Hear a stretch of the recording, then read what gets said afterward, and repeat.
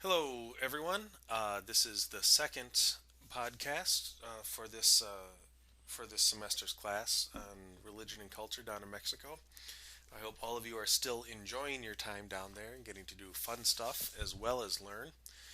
I would like to remind you that the first paper is coming due, and also that hopefully you've gotten a start on your journals. I did get a journal from one student, and I was very pleased that she was able to get it to me. Um, Again, I encourage you not to let them stack up until the end of the semester, because then you'll be kind of up against the gun, or some of your experiences will be farther in the rearview mirror, and you might not be able to complete the journals as successfully as you would have if you had gotten started on them earlier. Today, I will be talking about the chapter one of the Gustavo Gutierrez book, We Drink from Our Own Wells. I've also put an outline that highlights some of the important parts from this chapter on the eCollege website for this course under the Document Sharing tab. So, one of the things that Gustavo Gutierrez is concerned about in this chapter is the impact that a traditional understanding of spirituality has had on the poor people of Latin America. One of his concerns is that spirituality has often been reserved for a minority. Now, usually we reserve the term minority for people who are on the margins of society or who are underrepresented, people who kind of get bowled over by the powerful majority, if you will. However, in this chapter, he is simply using minority to indicate that spirituality or the spiritual life has often been reserved for the few. And particularly in this sense, we have the people who are so called the vowed religious people. Women and men who have taken religious vows, such as nuns, or sisters, or priests, or monks, or brothers. People who have taken a vow to live an explicitly spiritual or religious life.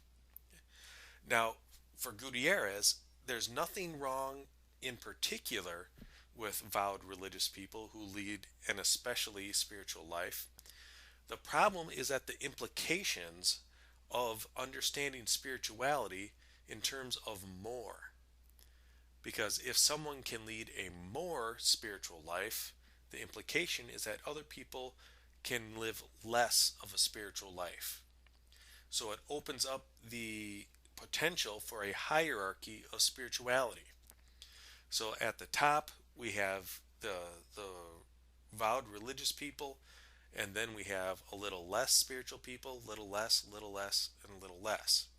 And the problem is who defines who is fully spiritual and who is less than spiritual. It sets up an exclusionary spirituality. And the poor's experience is that they've been excluded from everything. And so here is yet another instance where the possibility of them being excluded from the spiritual life is present. The second implication of privileging the spiritual life of certain people is that it can encourage a flight from the world.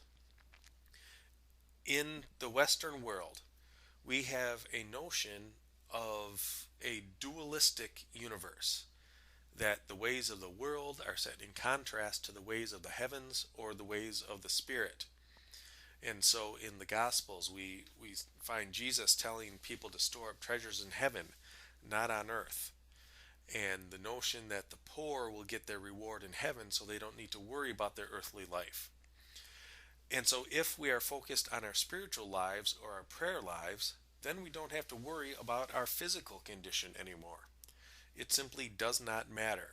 So if we are hungry, if we do not have clothes, if we are thirsty, if we are sick, that is far less important from this perspective than our spiritual health. And it gives people an excuse to ignore the poor. Okay? So, in summary, a spirituality that is based on privileging a minority of privileged people gives those in power license or permission to define certain people as less spiritual or as less part of the church.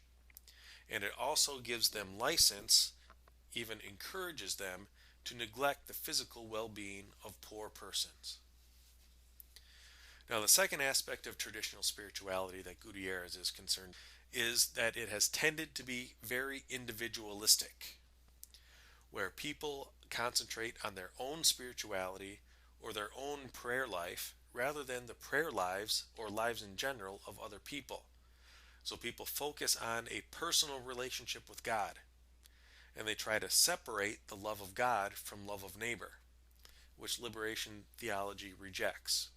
That one cannot love God without loving one's neighbor, and in fact, one cannot love one's neighbor without loving God.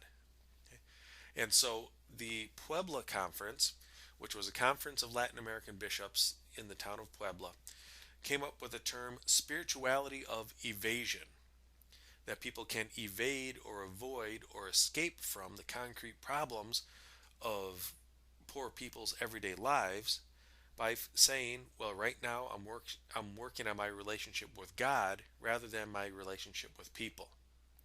And they can fool themselves, if you will, into thinking as long as I'm okay with God, I'm okay.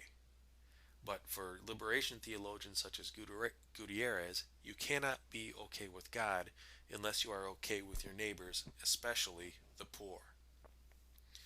So Gutierrez challenges this traditional spirituality, and he also points out some ramifications of resisting this traditional spirituality. On the one hand, it can be very disconcerting because people do not like to change. So if we have grown up with the notion of spirituality as a very interior thing, a matter of me talking to God in the solitude of my bedroom or as I kneel quietly in the pews before Sunday Mass or something like that, and then we're told that our spirituality is supposed to involve those around us, we get a little nervous because we don't have a sense of what's going to happen. Some people just need to know what's going to happen, and they don't deal well with uncertainty. I will admit that I am one of these people. I like to know what's going to happen, and I like to have a sense of what my religious life entails. So people like me are very nervous when new developments come along. But Gutierrez says we have to have some new developments because the traditional spirituality has contributed to the oppression of poor people by allowing a hierarchy of spirituality and also making possible a spirituality of evasion because of its individualistic nature. Okay.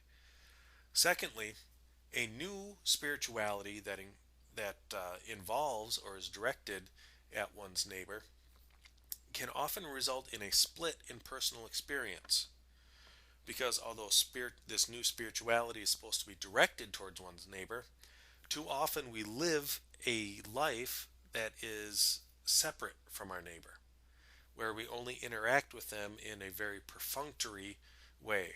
Maybe we see our neighbors as we pass them on the streets, or maybe we go to a local store or something and we see people, but these everyday activities do not immediately seem to have spiritual implications. So there can be some confusion where people say, okay, Gutierrez, I think you're right. My spirituality needs to be directed towards others. But then they go out and they lead a life that is very isolated. In North America in particular, we like to be very individualistic. I can do whatever I want. It's a free country, which is true, but if we focus too much on our own ability to do whatever we want, then we forget to take into consideration those people around us. And so if our everyday life seems to be lived in isolation from one's neighbor, then our spiritual life doesn't seem to match up with our everyday life once our spiritual life is directed at the other. So this is a challenge that Gutierrez sees if the traditional spirituality is to be challenged.